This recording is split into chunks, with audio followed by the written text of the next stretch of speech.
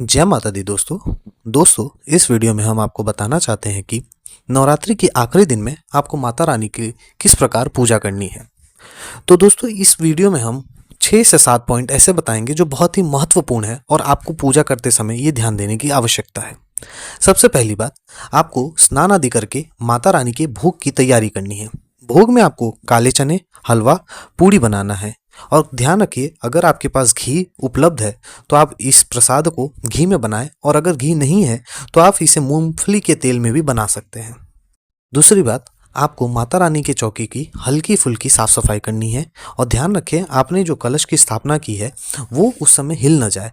तीसरी बात, अब आपको माता रानी को साथ ही में गणेश जी को भी कलावा, चंदन और अक्षत समर्पण करना है। अगर आप रोज कलावा समर्पण करते हैं तो ध्यान रखें पुराना कलावा जरूर हटाएं और फिर नया समर्पण करें। चौथी बात, अब बात करते हैं माता रानी को कौन सा पुष्प चढ़ाना है।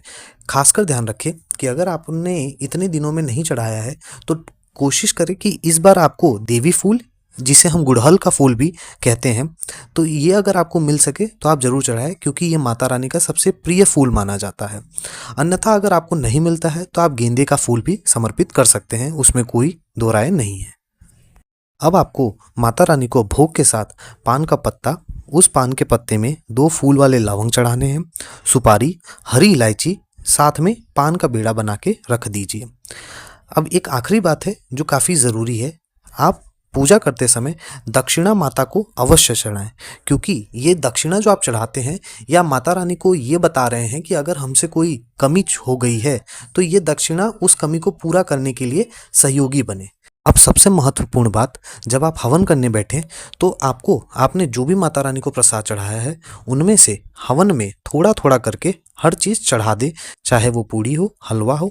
खासकर ये ध्यान रखिएगा कि अगर आपने चने में नमक मिलाया है तो उसे हवन में समर्पित ना करें। अगर आपने चने में नमक नहीं मिलाया है तो ही चने का समर्पण हवन में करें। तो यही कुछ बहुत ज़रूरी बातें थी जो आपको इस आखिरी दिन में ध्यान देनी है। जय माता दी।